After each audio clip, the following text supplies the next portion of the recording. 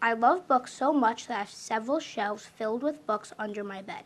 I can just reach down and grab a new book to read each night. I want to make sure every kid in New York knows how to read so they can love books as much as I do. I am excited to be here today and introduce my new friend, Governor Kathy Hochul. Please welcome me in joining Governor Hochul.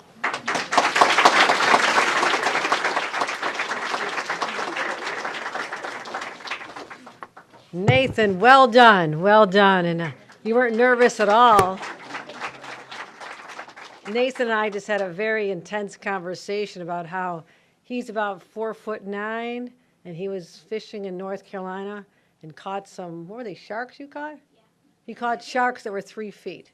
So you want to hear the story about how brave Nathan is out there tackling the sharks at the Outer Banks. He has a great, maybe he'll write a book about that someday since he loves books so much. Well, I'm delighted to be here, and I want to thank everyone for joining us at this wonderful location, Waterville School. And, you know, today we're going to turn the page on how we teach young people to read. And this is a long overdue opportunity to help young people have the best opportunities they can. And I want to thank so many people who have joined us here today. First of all, our students, thank you for joining us. Is it okay to be out of class for a few minutes here? You okay with that? Okay. If you think you need to be back, I mean, we're good, right? Stay here. Melinda Pearson, the head of NYSET. She's the head of all the teachers. So she is someone I've gotten to know very, very well. She's a fighter. She's a strong woman, and I want to give her a special round of applause. Melinda Pearson. We also have some of my partners in government. You've all seen the Capitol, right? You've gone past. You've seen the big dome and the Capitol building.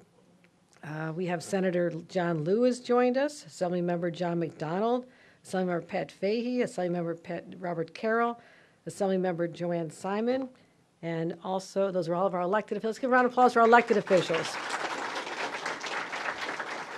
Dr. Donald Stevens, the superintendent of Waterville City School District. Let's give him a round of applause.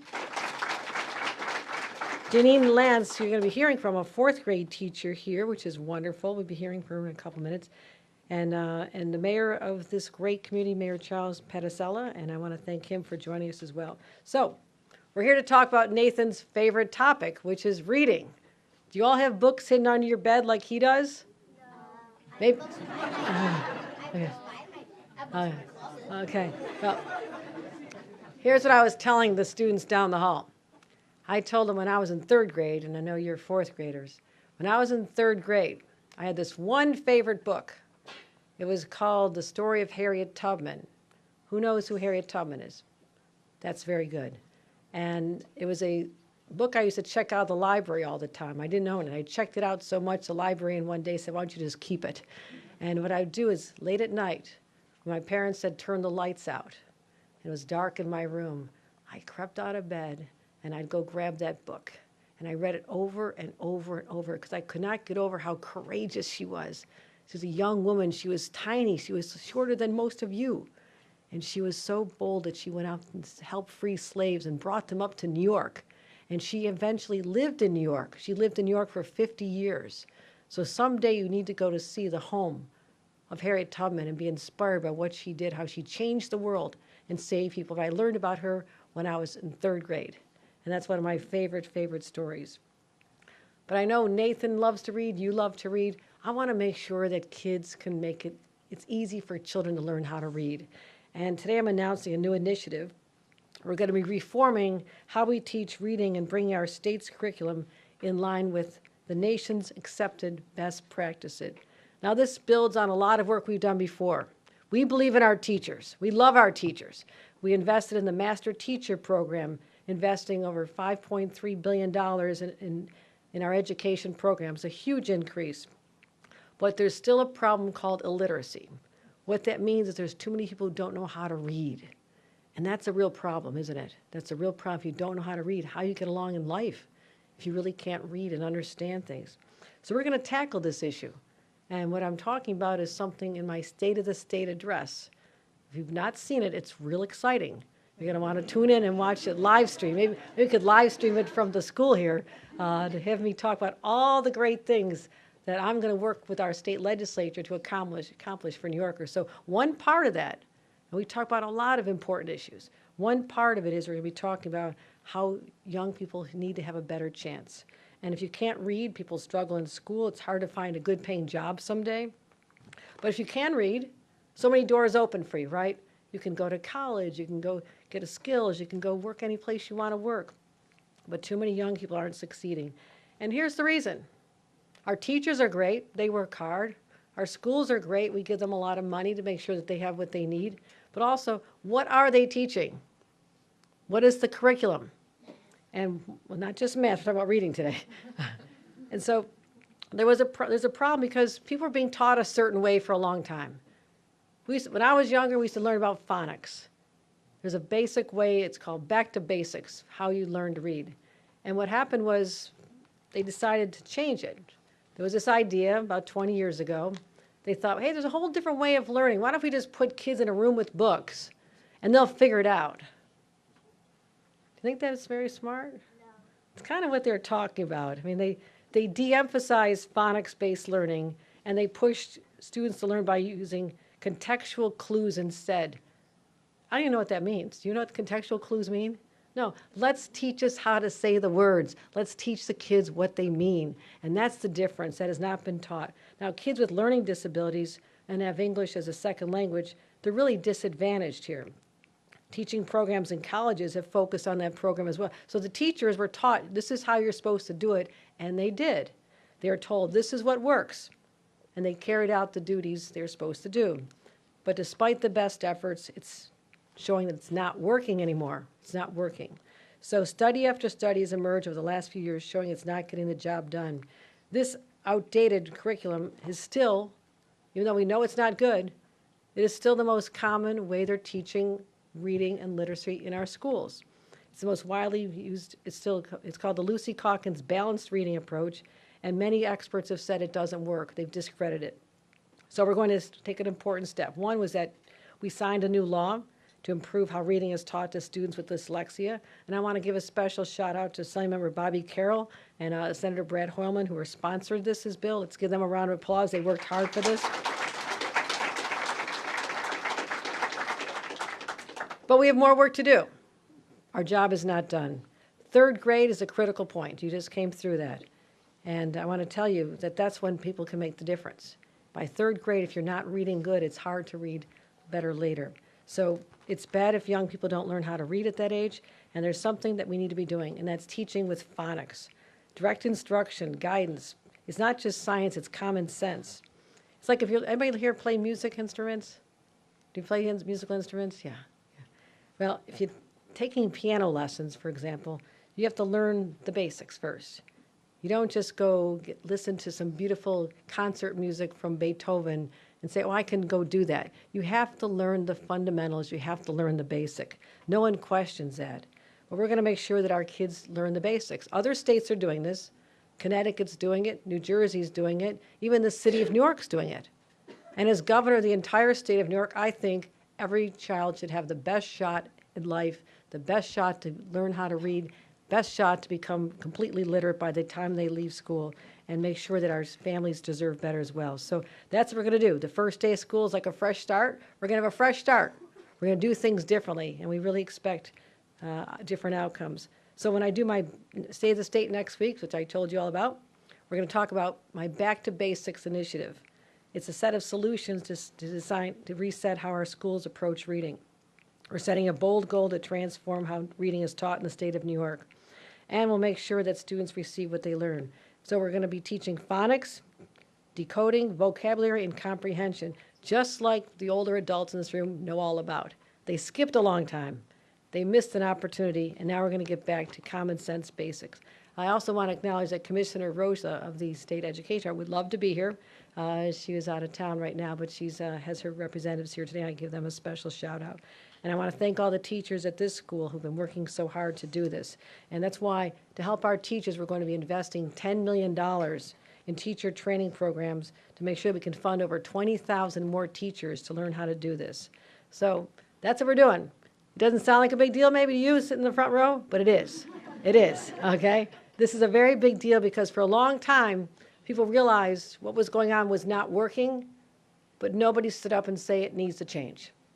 And sometimes it takes a little bit of will and ambition and a bold idea for what our state can be. And that's what we're doing here today, saying we can do better. We will do better. And I'm going to set high goals for us to make sure that we achieve the highest, because this is New York, my friends. This is New York State. This is the greatest state in the nation. And I'm looking at a room full of young people that represent young people all over New York. You are the future of our state. And I want to make sure that you have the best tools and advantages of anybody so you can be as successful as you want to be. So that's what today is all about, changing how we're doing it. We're going to throw away the old method, say goodbye, it didn't work, and get back to basics and learning and make sure that you have a great chance to learn the easiest and best way you can. Again, I want to thank all the teachers involved here and representing them. Of course, as I mentioned, is Melinda Person, who has done a great job as the head of the teacher organization. Let's give her a round of applause and invite her up.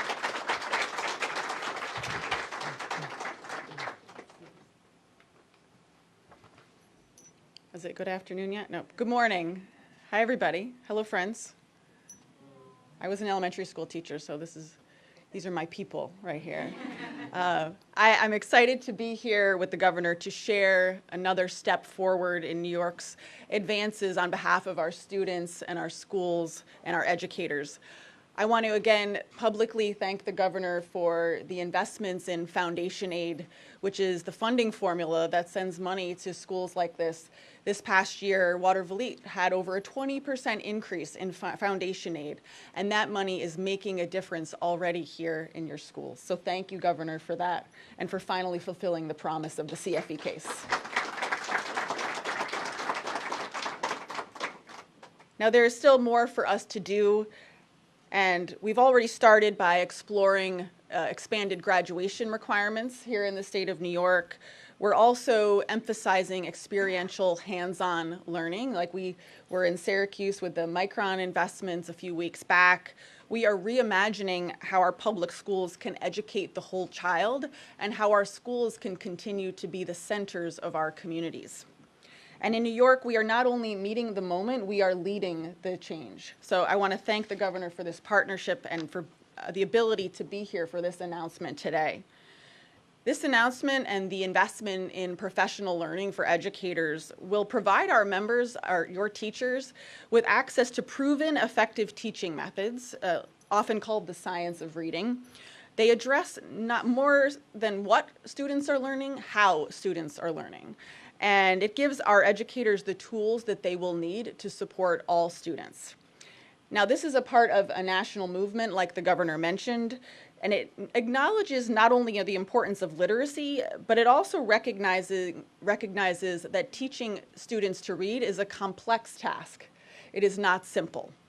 And in the past 10 years, almost every state has implemented new policies with regard to reading and ensuring teachers have full access to the latest tools for this teaching. Now, these policies are not merely the result of the latest fad. I want to be really clear about this. This is the result of decades of research, brain science, information from tens of thousands of studies that is driving us toward this change in instructional practice. And every week I travel across the state and I speak to teachers, to educators in classrooms in all different types of areas of the state.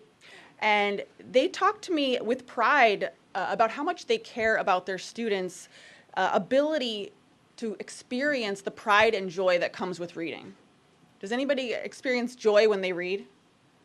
Maybe a Dog Man book or, yeah, I see it. Yeah. So our educators want that opportunity to bring that joy and that empowerment of literacy to all of New York's children. That is what we are all about. Seeing our students succeed is the thing that brings us the greatest joy. So I want to thank the governor for including us and acknowledging that too often our educators aren't provided with the tools they need to help students succeed. And she is here to help us fill that gap. So thank you so much. This program is extremely important. And it is my pleasure to introduce Jean Lance, a 32-year educator here in Water-Vliet, a fourth grade teacher, and also notably runner-up for Teacher of the Year for the last few years. And she has been making a difference for 32 years for her students. And now she's here to tell us some thoughts on this particular initiative. Jean.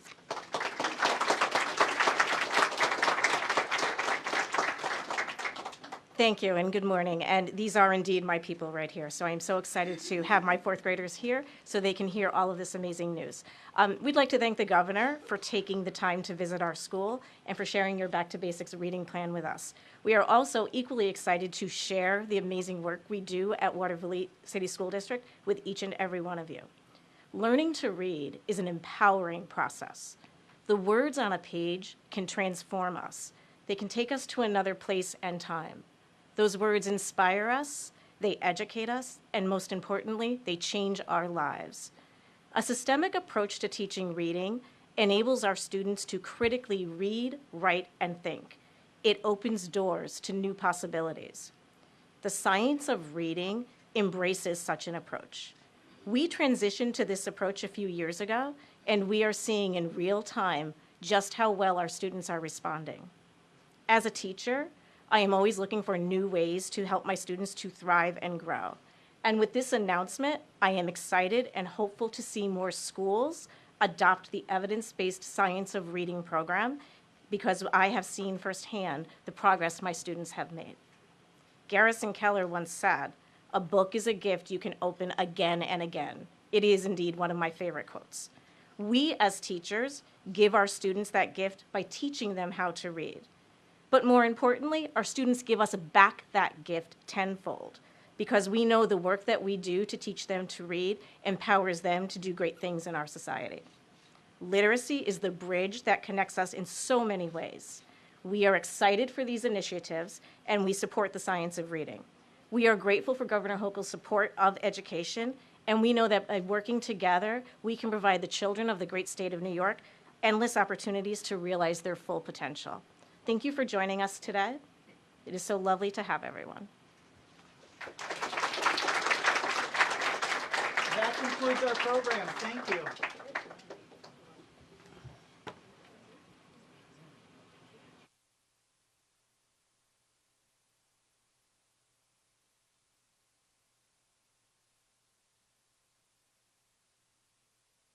I'm not ready to play with the Buffalo Bills on Sunday. I'm going to have to be on injured reserve, so no questions on that. No, agreed. What did happen? No, I actually was torn yesterday, went to the doctor, and I tore it more because I was not taking care of it. I torn the pec muscle in the gym, lifting, going from 70 pounds, and I thought for my New Year's resolution I can go to 80, and my body said no to 80. So I got a little, big tear. That's gonna. Looks like a table smash to me. At least I wasn't on fire. Do you see the videos of that? Yeah, I saw that. Buffalo Bills fans, I do not recommend that you jump on a burning table in Miami. Please don't do that.